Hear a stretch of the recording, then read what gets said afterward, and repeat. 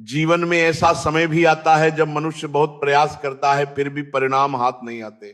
धन की कमी, कामों में रुकावट, मन की थकान सब एक साथ घेर लेते हैं। तब लगता है जैसे भाग्य साथ छोड़ गया हो। पर शास्त्र और परंपरा यही कहते हैं कि जब बाहर के रास्ते बंद दिखने लगे तब भीतर की दिशा बदलनी चाहिए। हमारे घर की रसोई में रखी साधारण सी चीजें भी बड़ी शिक्षा देती हैं। उन्हीं में से एक है गुड़। गुड़ सिर्फ मिठास नहीं है, वह भारीपन को शांत करने का प्रतीक है। जहां गुड़ आता है वहां कड़वाहट धीरे धीरे कम होने लगती है। इसी भाव के साथ रविवार का दिन जुड़ता है जो सूर्यदेव को समर्पित माना गया है।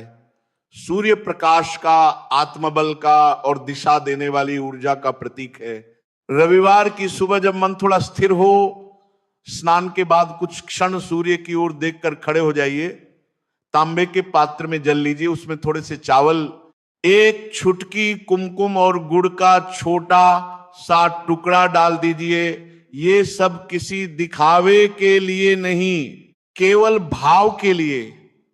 जल अर्पित करते समय मन ही मन इतना ही कहिए, मेरे जीवन में जो अंधकार है वह प्रकाश में बदल जाए। ये कोई जादू नहीं है, ये मन को दिशा देने की प्रक्रिया है। जब मन नियमित रूप से प्रकाश की ओर झुकता है तो विचार भी बदलते हैं और कर्म भी।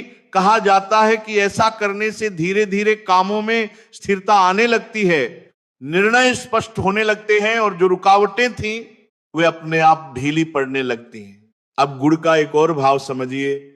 जब जीवन में बार बार बाधाएं आती हों, छोटे छोटे काम भी अटक जाते हों, तो घर से निकलते समय गुड़ का छोटा सा टुकड़ा साथ रख लेना एक स्मरण है कि मिठास हम अपने साथ लेकर चल रहे हैं।